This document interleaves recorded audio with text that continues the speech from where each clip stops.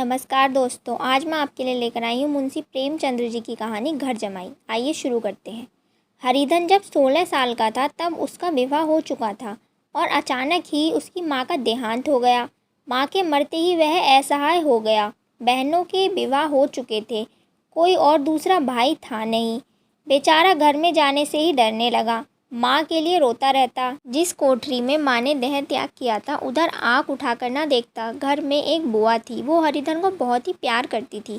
अब उसे घर में पहले से ज़्यादा प्यार मिलता, पीने को ज़्यादा दूध मिलता, खर्च के लिए पैसे भी मिलते थे। परंतु इन सब में वो घाव पुराना होता जो उसकी माँ की मृत्यु से लगा था। ये प्यार दुलार बार बार माँ की याद दिलाता। माँ की घुड़कियों में जो मज़ा था वो इस दुलार में कहाँ। साल भर वह इसी दशा में रहा, फिर उसकी दुनिया बदल गई।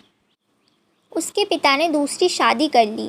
एक नई स्त्री जिसे सब माता कहते थे, वो देखते ही देखते काली घटा की तरह उसके घर में आ गई और उसके भूमंडल पर छा गई।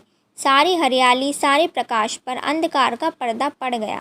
हरिधन ने इस नकली माँ से एक बार भी बात न की, कभी उसके पास तक नहीं गया। एक दिन घर से निकला और अपने ससुराल पहुँच गया। बाप ने बार बार बुलाया पर अपने बाप के जीते जी वो उस घर में ना गया। जिस दिन पिता के देहांत की सूचना मिली तो हरिजन को एक प्रकार का ईर्ष्यामय हर्ष हुआ।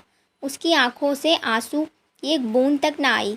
अपने ससुराल पहुंचकर हरिधन को मानो एक नया संसार मिल गया हो। उसकी सास ने मानो किसी वरदान की तरह उसके सूखे जीवन में हरियाली कर दी। एक बार फिर से उसे सास के रूप में अपनी माँ का प्यार मिला।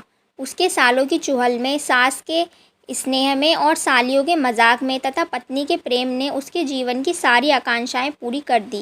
सास कहती, बेटा तुम इस घर को अपना ही घर समझो, तुम ही मेरी आंखों के तारे हो। और हरिधन से अपनी बहू और बेटों की शिकायत करती। हरिधन यह समझता कि उसकी सास उसे बेटों से भी ज़्यादा चाहती है।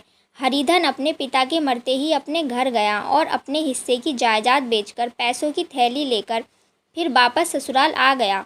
अब तो दोगुना सत्कार होने लगा। अपनी सारी संपत्ति सास के चरणों में अर्पण करके अपने जीवन को सार्थक कर दिया। पहले तो उसे कभी कभार घर की याद भी आ जाती थी, परंतु अब भूलकर भी नहीं आती। हरिधन सबसे पहले उठता, सबसे अधिक मेहनत करता।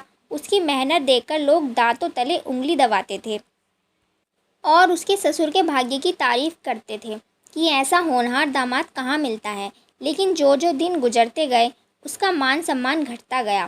पहले वह देवता था, फिर घर का आदमी बना और अंत में घर का दास हो गया। उसका अपमान भी होने लगा। अब तो 10 साल बीत चुके थे और उसकी उम्र 25 की हो चुकी थी। हरिधन जेठ की दोपहरी में ऊख में पानी देकर आया और बाहर बैठा रहा। घर में से धुआं उठता नजर आ रहा था और छन छन की आवाज़ भी आ रही थी। उसके दोनों साले उसके बाद आए और घर में चले गए, परंतु हरिधन घर न जा सका। इधर 1 महीने से उसके साथ यही बर्ताव जो हो रहा था। विशेषकर कल उसे जैसी फटकार सुननी पड़ी थी, वह उसके पैरों में बेड़ियां डाले हुई थी। कल उसकी सास ने ही तो उससे कहा था, मेरा जी तुमसे भर गया है, मैं तुम्हारी ज़िंदगी का ठेका लिए नहीं बैठी। और सबसे बढ़कर उसकी अपनी पत्नी के व्यवहार ने उसके हृदय के टुकड़े टुकड़े कर दिए थे। वह बैठी यह फटकार सुनती रही, पर एक बार भी उसके मुंह से ना निकला, अम्मा तुम इनका अपमान क्यों कर रही हो। वो बैठी बैठी गड़गड़ सुनती रही। शायद वो हरिधन की दुर्गति पर खुश हो रही थी। अब वो इस घर में कैसे जाए? क्या फिर से गालियाँ खाने के लिए, वही फटकार सुनने के लिए? और आज इस घर में जीवन के 10 साल गुजारने के बाद उसका ये हाल हो रहा है। तभी उसकी पत्नी घर से बाहर आई और बोली, जरा कुएं से पानी भरकर ला दो, घर में एक बूंद भी पानी नहीं है। हरिधन ने घड़ा लिया और पानी भरकर लाया। उसे जोर से भूख लगी थी। वो समझा कि अब खाने के लिए बुलाएगी, मगर उसकी पत्नी घड़ा लेकर अंदर चली गई। हरिधन थका मांदा शुदा से व्याकुल वहीं पड़ा रहा। तभी उसकी पत्नी गुमानी ने उसे फिर से जगाया। तब उसने कहा, क्या बात है, पानी तो दे दिया, तुम्हें अब क्या चाहिए? गुमानी कटु स्वर में बोली, गुर्राते क्यों हो, खाने के लिए बुलाने आई हूँ। हरिधन ने देखा उसके दोनों साले अब भोजन करके बाहर निकल रहे थे। उसकी देह में आग लग गई। मेरी अब ये नौबत आ गई कि इन लोगों के साथ बैठकर अब मैं खा भी नहीं सकता। मैं इनकी जूठी थाली चाटने वाला हूँ, इनका कुत्ता हूँ क्या मैं, जिसे खाने के बाद रोटी का टुकड़ा डाल दिया जाता है। यही घर है जहाँ आज से 10 साल पहले मेरा कितना आदर सत्कार होता था। सारे मेरे गुलाम बनकर रहते थे। सास मुँह जोती रहती और स्त्री पूजा करती थी। तब मेरे पास रुपए थे, जायदाद थी। अब मैं दरिद्र हूँ और सारी जायदाद इन्हीं लोगों पर कूड़ा कर दी। वो बोला, मुझे भूख नहीं है, आज न खाऊंगा। गुमानी ने कहा, ना खाओगे तो मेरी बला से। हाँ नहीं तो। खाओगे तो तुम्हारे पेट में ही जाएगा, मेरे पेट में थोड़े ही जाएगा। हरिधन का क्रोध आंसू में बदल गया। सोचने लगा, यह मेरी ही स्त्री है जिसके लिए मैंने अपना सर्वस्व मिट्टी में मिला दिया। मुझे उल्लू बनाकर यह सब अब मुझे निकाल देना चाहते हैं। वह कहाँ जाए और क्या करे। तभी उसकी सास आकर बोली, खा क्यों नहीं लेते, रूठते किस पर हो। यहाँ तुम्हें मनाने का समय किसी के पास नहीं है। जो देते हो मत देना। तुमसे बेटी ब्याही है, कोई तुम्हारी ज़िंदगी का ठेका नहीं लिया। हरिधन दुखी होकर बोला, हाँ अम्मा, मेरी यही भूल थी। मैं अभी तक यही समझ रहा था। अब मेरे पास क्या है जो तुम मेरी ज़िंदगी का ठेका लोगी। जब मेरे पास धन था तब सब कुछ आता था। अब मैं दरिद्र हूँ तो तुम क्यों पूछोगी। बूढ़ी सास भी मुंह फुलाकर घर में चली गई। हरिधन तो भूखा प्यासा चिंता दहा में जल रहा था। इधर घर में सास जी और दोनों सालों में बातें हो रही थी। गुमानी भी थी, वह भी उनकी हाँ में हाँ मिलाती जा रही थी। बड़े साले ने कहा, हम लोगों की बराबरी करते हैं।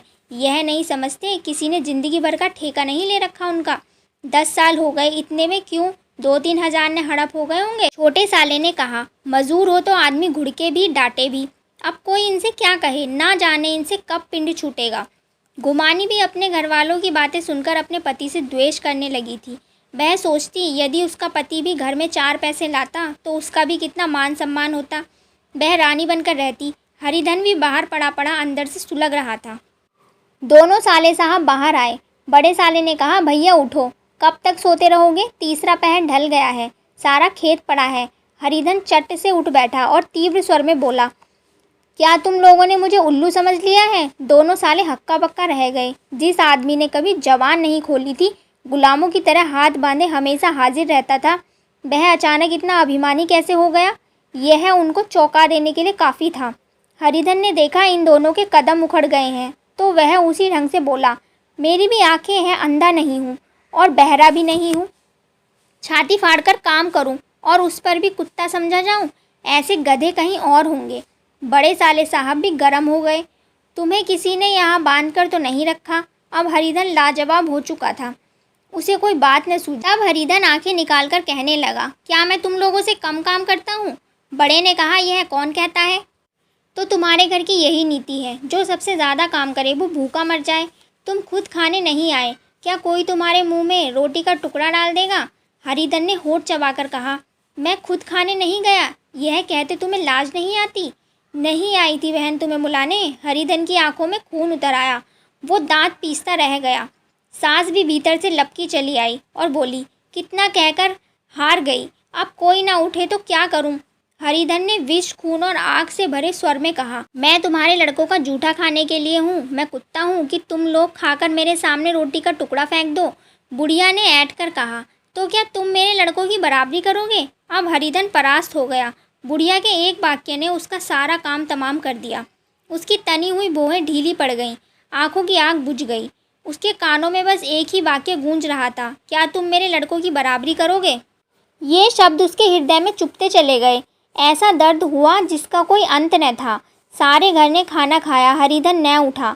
सास ने मनाया, साली ने मनाया, ससुर ने मनाया। दोनों साले मनाकर हार गए, पर हरिधन न उठा। वह हार कर एक टाट पर ही पड़ा रहा। रात हो चुकी थी और आकाश में तारे बच्चों की भांति क्रीड़ा कर रहे थे। अब हरिधन को अपने बचपन की याद आने लगी। वह छोटा सा घर, आम का बगीचा, खेल का मैदान, सब उसे याद आने लगा। उसकी आंखों के सामने उसकी माँ उसे नज़र आने लगी। उसे ऐसा लगा मानो उसकी माँ उसके सिर पर हाथ फेर रही हो। वह फूट फूट कर रोने लगा। तभी उसकी पत्नी गुमानी उसके सामने खड़ी थी। तब तक कोई तुम्हारे लिए बैठा रहे। हरिधन उठ बैठा और बोला, भला तुम्हें मेरी कोई सुध है। मैंने कह दिया था ना कि मुझे भूख नहीं, तो कितने दिनों तक न खाओगे। अब इस घर का पानी भी न पीऊँगा। तुझे मेरे साथ चलना है या नहीं। दृढ़ संकल्प से भरे शब्दों को सुनकर गुमानी सहम उठी। बोली, कहाँ जा रहे हो। तू मेरे साथ चलेगी या नहीं। जब तक बता ना दोगे मैं नहीं जाऊँगी। तो मालूम हो गया तू नहीं जाना चाहती। हरिधन वहाँ से चला गया। इस मील की मंजिल हरिधन ने 5 घंटों में तय की। जब वह अपने गांव अमराइयों के पास पहुंचा तो उसकी मातृ भावना ऊषा की सुनहरी गोद में खेल रही थी। उन वृक्षों को देखकर उसका मन नाचने लगा। मंदिर का सुनहरा कलश देखकर वह उसकी तरफ दौड़ा, मानो एक छलांग लगाकर उसके ऊपर जा पहुंचेगा। वह बहुत बेग से दौड़ रहा था, मानो उसकी माता गोद फैलाए उसे बुला रही थी। जब वह आमों के बाग में पहुंचा, जहां वह बैठकर हाथी की सवारी का आनंद लेता था, देखते ही देखते वो एक आम के पेड़ पर चढ़ गया। तभी बागों के रखवाले ने उसे पुकारा, कौन ऊपर चढ़ा है रे? उतर अभी, नहीं तो ऐसा पत्थर खींचकर मारूंगा कि ठंडे हो जाओगे। उसने कई गालियां भी दी। इस फटकार व गालियों में हरिधन को एक अलौकिक आनंद मिल रहा था। वह ठट्टा मारकर हंसने लगा। ऐसी उल्लास से भरी हंसी उसने बहुत दिनों से हंसी न थी। रखवाले को यह हंसी कुछ परिचित सी मालूम हुई, मगर हरिधन यहाँ कहाँ, वह तो ससुराल की रोटियां तोड़ रहा है। कैसा हंसोड़ा था, कितना चिलबिला, ना जाने बेचारे का क्या हाल हुआ होगा। पेड़ की डाल से तालाब में कूद पड़ता था। अब गांव में ऐसा कौन है? रखवाला डांट कर बोला, वहाँ से बैठे बैठे हंसोगे तो वहाँ आकर सारी हंसी निकाल दूंगा, नहीं तो सीधे नीचे उतर आओ। वह गालियाँ देते जा रहा था, तभी आम की एक गुठली आकर उसके सिर पर लगी। वह सिर सहलाता हुआ बोला, यह कौन शैतान है? नहीं मानता? ठहर तो आकर तेरी खबर लेता हूँ। उसने वहाँ पड़ी एक लकड़ी उठाई और बंदरों की तरह पेड़ पर चढ़ गया। देखा तो हरिधन बैठा मुस्कुरा रहा था।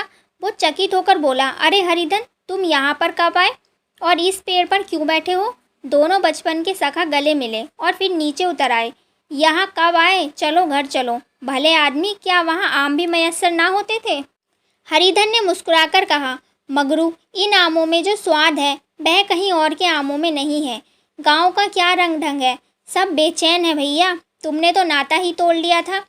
इस तरह से कोई अपना गांव छोड़कर जाता है? जब से तुम्हारे दादा मरे सारी गृहस्थी चौपट हो गई है।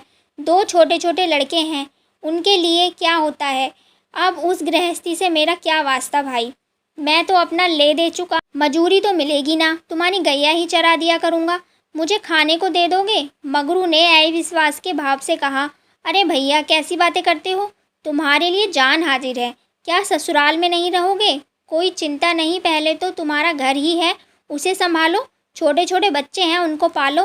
तुम अपनी नई अम्मा से नाहक ही डरते थे, वो बड़ी ही सीधी है बेचारी। बस अपनी माँ समझो उन्हें, तुम्हें पाकर वो निहाल हो जाएंगी। अच्छा, घरवाली को भी लाओगे? उसका मुंह अब न देखूंगा। मेरे लिए तो वो मर गई, तो दूसरी सगाई हो जाएगी। अब की ऐसी मेहरारू लाओगे जो पैर धोकर पिएगी, लेकिन कहीं पहली भी आ गई तो? ना ना, बहन आएगी। हरिधन अपने घर पहुंचा तो दोनों भाई चिल्ला उठे, भैया आ गए, भैया आ गए। दोनों भीतर दौड़ गए और अपनी माँ को खबर दी। उस घर में कदम रखते ही हरिधन को मानो शांति का एहसास हुआ। उसे ऐसा लगा मानो वह अपनी माँ की गोद में बैठा है। इतने दिनों ठोकरें खाने के बाद उसका हृदय कोमल हो गया था। जहाँ पहले अभिमान था, आग्रह था, हेकड़ी थी, वहाँ अब निराशा, पराजय और याचना थी। हरिधन ने मातृविहल आंखों से अपनी माता के रूप में अपनी विमाता के दर्शन किए। विमाता ने कहा, बेटा तुम घर आ गए, हमारे धन्य भाग। अब इन बच्चों को तुम ही पालो। माँ का नाता ना सही, बाप का नाता तो है। मुझे एक रोटी दे देना, खाकर एक कोने में पड़ी रहूँगी। तुम्हारी अम्मा से मेरा बहन का नाता है, उस नाते से तुम भी मेरे बेटे ही हो। हरिधन ने मातृविहल आंखों से अपनी विमाता के रूप में अपनी माता के दर्शन किए। विमाता का इतना प्यार देखकर उसका हृदय विहल हो उठा। दूसरे दिन हरिधन कंधे पर हल रखकर खेत की ओर चला। उसके मुख पर उल्लास था, आंखों में गर्व था। अब वह किसी पर आश्रित नहीं था, आश्रयदाता था। किसी के द्वार का भिक्षुक नहीं, बल्कि रक्षक था। एक दिन उसने सुना कि गुमानी ने दूसरा घर कर लिया है। माँ से बोला, तुमने सुना काकी, गुमानी ने घर कर लिया? काकी ने कहा, घर कर लेगी, ठट्टा है? बिरादरी में ऐसा अंधेर, पंचायत नहीं अदालत तो है। हरिधन ने कहा, नहीं नहीं काकी, बहुत अच्छा हुआ, महावीर जी को लड्डू चढ़ाऊंगा। मैं तो डर रहा था कि कहीं फिर से मेरे गले ना आ पड़े। भगवान ने मेरी सुन ली। मैं वहाँ से यही ठान कर चला था कि अब उसका मुंह ना देखूंगा। अब हरिधन अपने इसी पुराने घर में रहने लगा, जहाँ पर उसने अपना सारा जीवन बिताया था। वो अब उन दोनों छोटे बच्चों का पालन पोषण करता। अब उनका मन बिल्कुल शांत था। कहानी समाप्त। धन्यवाद।